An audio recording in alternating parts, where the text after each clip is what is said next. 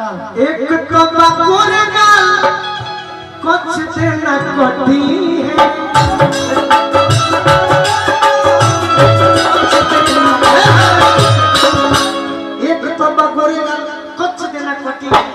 एक और ही काम करी है अरे काजल राघवानी लेखा चुमी है नौरी चटी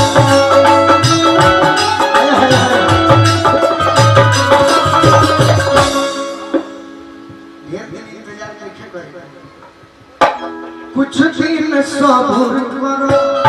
मनवा में धीरज धरो कुछ दिन सबूर करो हे मनवा में धीरज धरो ले आई है दुनिया ये गोरी तू सुधार ये गोरी बात अधूरा ना कहिले कि जब से जवानी तारा जोरदार जागल तब से पीछा छहरा हलनवा के बेटवा बनागल हलनवा के बेटा हमारे रह गया और का कि जन श्री श्रीकारी हो कुछ दिन सबूर करो होई संगे से भी मुसा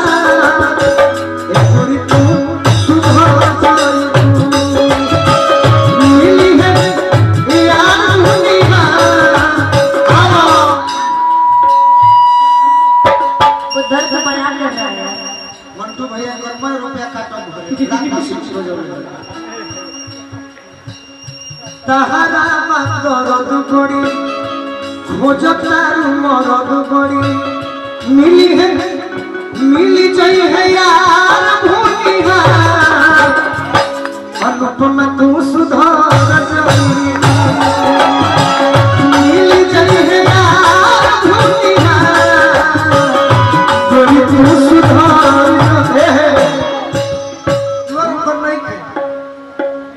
लेकिन बड़े बड़े आदमी भी महान आदमी भी ऊपर स्टेटस लगोले बड़े तो वो गाना तो एक समय में केहू खातिर बोले रही तो जानते बड़ी बाकी आज तहरा खातिर को होते ये प्यार मोहब्बत की झूठी कहानियां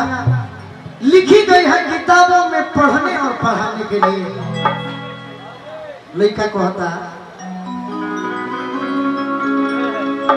कि आज ना तकाल मिलबू बानिए ही आस से अतना हम गाना बोलने बैठे कि गाना के गिनती नहीं थे श्रोता के गाना ना मिल सके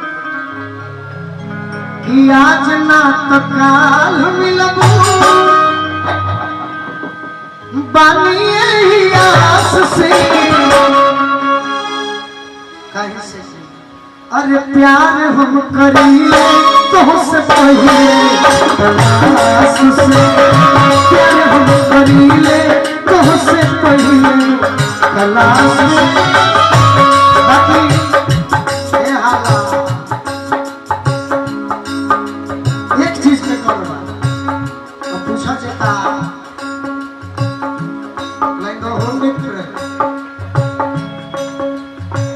अच्छा सुन लो लाइन आ जाएगी बाकी डर लागे तहरा बाबूजी के पास से बाकी डर लागे तहरा बाबूजी के पास से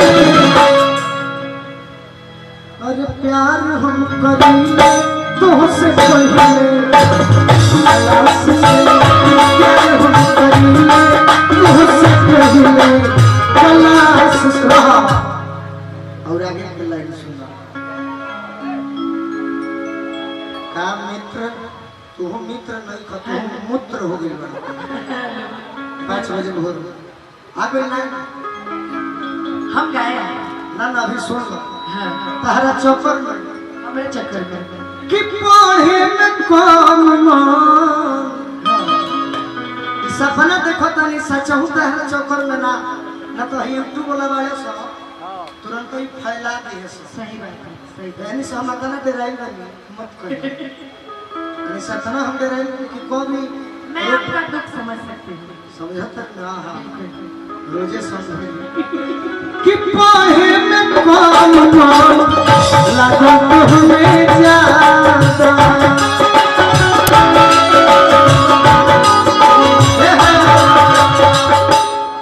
अतना हम प्यार में पागल हो गए कि पढ़ाइयों भुला गए। ये तो सरस्वती के कृपा का कि 5 क्लास से मैट्रिक के इम्तिहान दें और matric inter graduation IA BA MA OMA सब पास सब बिना चोरी के बिना पैर में बाकी हम जाना था लेकिन तो पहले पढ़ाई में तू बोल और बात हम बोले थे एक पढ़े में कौन लागो तुमने जा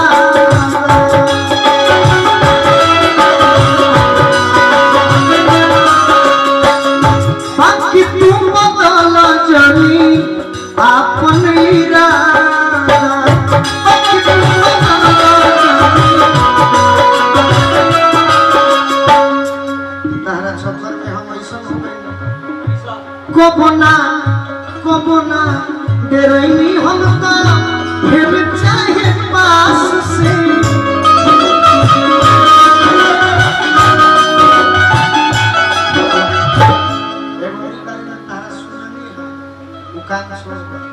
अरे मिलल तू छोड़ी दो ना तो अरे दोसर प्यास से अरे प्यार हम करें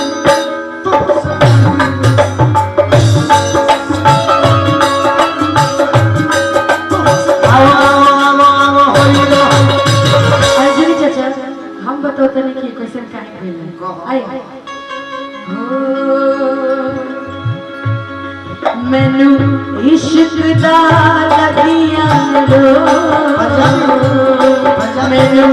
इश्क दा लगिया रो मेरे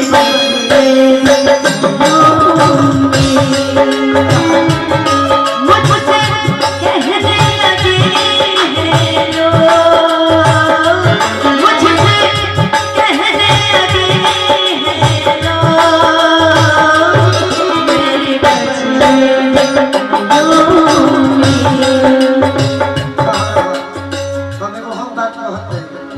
पूरा जन्म नहीं हो अच्छा ठीक है तहरा बात बड़ी वो दर्द बयान कर रहा है मंटू भैया ₹1 काटो